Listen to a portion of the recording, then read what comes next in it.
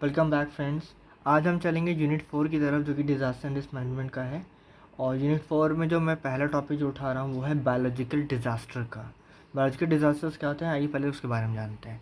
Biological disasters वो disasters हैं जो कि नेचुरल सिनेरियोज से बनते हैं, जिसमें डिजीज़, डिसेबिलिटी, डेथ या फिर लार्ज स्केल पे ह्यूमंस को बहुत ज़्यादा अफेक्शंस होता है, जिसमें micro organisms like bacteria, virus या टॉक्सिन्स ये सब शामिल होते हैं। मतलब ये है कि बायोलॉजिकल डिज़ास्टर मैन मेड भी हो सकता है और नेचुरल भी हो सकता है, लेकिन जनरली इसमें मैन मेड ज़्यादा होता है और नेचुरल डिज़ास्टर्स कम होते हैं।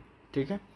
अब इसमें जो टाइप्स ऑफ डिज़ास्टर्स की हम बात करने वाले हैं उसमें पहला है एपिडेमिक्स, यानी टाइप्स ऑफ बायोलॉजिकल डिज़ास्टर्स में एपिडेमिक्स की बात करते हैं। एपिडेमिक एग्जैक्टली पेंडेमिक जैसा ही होता है, बस डिफरेंस ये है कि एपिडेमिक ये किसी कम्युनिटी और पर्टिकुलर रीजन तक लिमिटेड होता है और उससे आगे नहीं जाता, लेकिन जब वो उससे यानी उसके बियॉन्ड चला जाता है, मतलब all over country, all over world जब वो फैल जाता है, तब उसे पेंडेमिक की डेफिनेशन दी जाती है। जैसे यहाँ लिखा भी है कि epidemics are an unexpected, often sudden increase of a specific illness within a community और region। तो जब within a community और region रहता है तो वो epidemic कहलाता है।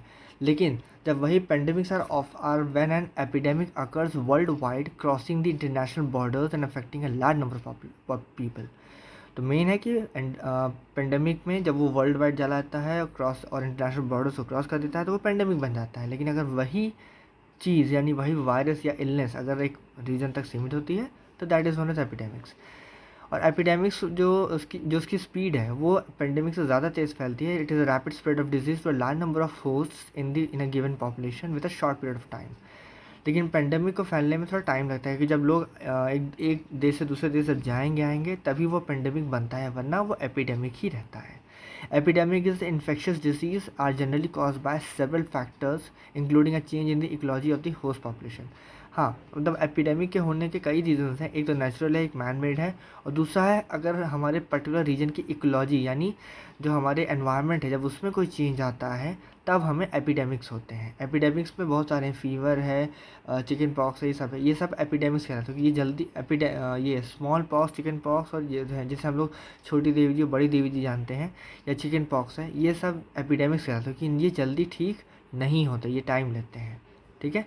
एन एपिडेमिक में be restricted to one location, however if it spreads to other countries और continents and affects a substantial number of people. Epidemic generally restricted होता है किसी एक लोकेशन पे, इससे आगे वो नहीं जाता। ठीक है। अगला देखते हैं, पेस्ट अटैक की बात करते हैं। पेस्ट का मतलब होता है कीड़े मकोड़े, इंसेक्ट्स।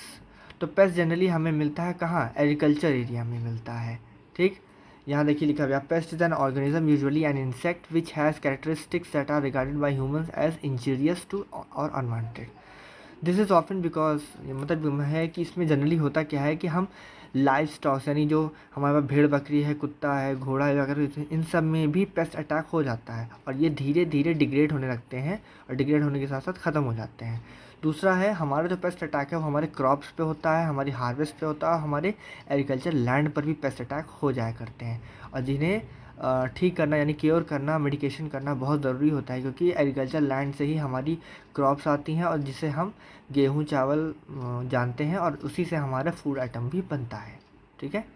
अगला है, a pest is an any organism harmful to humans और ह्यूमन कंसर्न्स। मतलब पेस्ट एक ऐसी चीज़ है जो कि ह्यूमंस को भी हार्म करती है और ह्यूमन कंसर्न्स को भी। दूसरी चीज़ है कि इसमें सिर्फ ह्यूमंस ही नहीं, इसमें एनिमल्स भी अफेक्टेड होते हैं, क्योंकि हम जो रोटी दाल सब्जी चावल खाते हैं वो एग्रीकल्चर लैंड से ही आता है और उसमें पेस्ट अटैक्स बहुत तेज़ी से होते हैं। एग्रीकल्चर लैंड में पेस्ट अटैक हुआ, वो सीधे हार्वेस्ट यानी क्रॉप पे पहुंचा, हमारी फसल पे पहुंचा और फसल सीधे हमारे पेट में आती है और इससे हमें भी उस पेस्ट के अटैक को झेलना पड़ सकता है। ठीक है।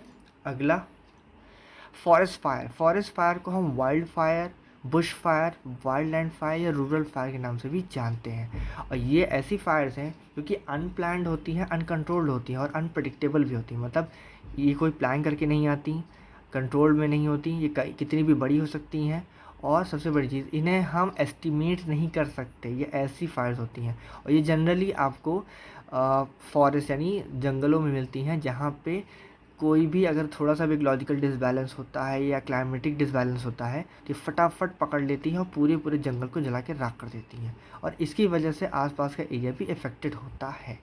ठीक। Wild fire are often classified by characteristics like cause of ignition. Cause of ignition में क्या है कि अगर आपके पेड़ पौधे सूख गए हैं, यहाँ सूखी पत्तियाँ पड़ी हुई हैं, उस पर अगर ज़रा सा भी धूप की किरणें या उस पर कोई भी मतलब ये है इन्फ्लेमेबल मटेरियल अगर पड़ गया, उस पर कोई भी चिंगारी भी पड़ गई, तो वो पूरे पूरे जंगल में फैल जाती है। तो कंबस्टिबल जो मटेरियल प्रेजेंट है उस पर कुछ भी हो सकता है, कि तेल गिरा हो, पेट्रोल गिरा हो, सूखी पत्तियाँ, उस पर कोई लिक्विड गिर जाए जो कि इन्फ्लेमेबल हो, तो उसकी वजह से भी हमें इस तरह की जो क्या है बायोलॉजिकल डिजास्टर्स हैं वो झेलनी पड़ सकती हैं। और सबसे बड़ी चीज़, climatic cycles will wet period that create substantial fuels, यानी आपकी जो क्लाइमेटिक साइकिल्स है अगर उसकी वजह से कोई गीला मतलब कोई नमी वाला मौसम पैदा होता है, तो उसकी वजह से भी बहुत ज़्यादा हद तक कंबस्टिबल फ्यूल में कन्वर्ट हो जाता है, और जिसकी वजह से अगर इस जंगल एरिया में ऐसा कुछ है तो इसकी वजह से आपके ये जो बायोलॉजिकल डिज़ास्टर्स हैं उनको जनरेट करता है। इसमें आपके ड्रॉट, हीट भी आते हैं, जो कि जनरली वाइल्ड फायर्स के रीज़न होते हैं। तो आज के लिए इतना ही। इस वीडियो में मैंने कोशिश किया कि मैं पूरा डिलीवर कर सकूं। भाई कंटेंट पसंद आया तो ज़रूर से इसको लाइक करना, सब्सक्राइब करना चैनल को, और इस वीडियो को और आगे बढ़ाइए ताकि और लोग तक मेरी हेल्प पहुंच सके। Thank you so much.